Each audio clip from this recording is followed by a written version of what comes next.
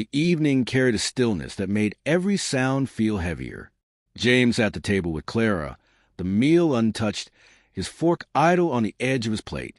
The dim glow from the ceiling lamp cast soft shadows across her face as he finally voiced a question that had weighed on him for far too long.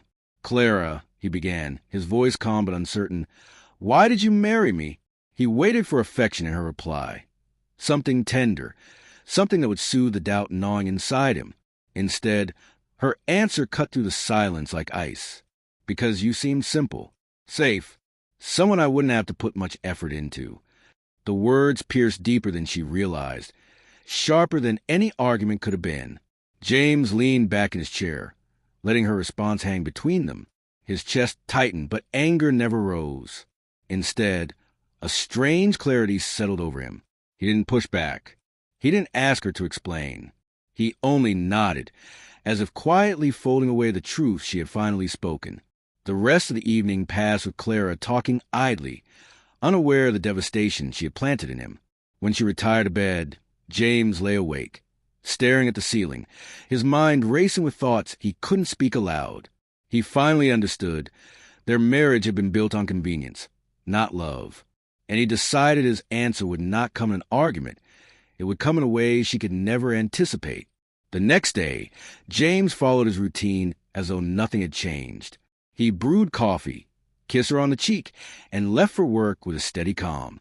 Clara assumed her words had slipped by unnoticed. But behind his silence, James was already reshaping his life. He poured his energy into his career, staying late, taking on challenges, and soon climbing the ranks with promotions and respect. He began spending evenings at the gym, carving back the strength and confidence he had long set aside. Old friendships were rekindled. Connections he had abandoned for the marriage now came alive again. Slowly, steadily, he rebuilt himself, stronger, sharper, and far more aware of his worth. Weeks rolled into months.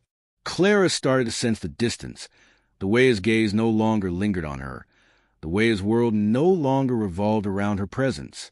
She asked questions now and then, but his replies were measured, detached, polite at best. The memory of her cruel admission began echoing in her mind, though she never admitted regret, until one morning, James stood at the doorway with a suitcase by his side. His face was calm, his voice steady. "Clara," he said, looking directly at her, "you married someone safe, someone easy, but I'm not that man anymore." Her eyes widened, panic rising in her chest. "Wait, what do you mean?" she stammered, fear trembling in her words. James didn't flinch. "I mean, I won't live as the person you thought I was. I deserve more than that."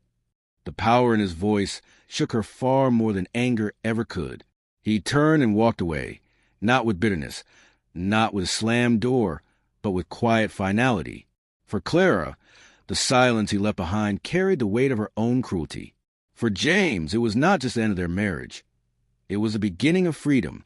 He built a new life on strength, respect, and truth, proving that sometimes the most profound revenge isn't in fury, but in living better without the one who never truly valued you.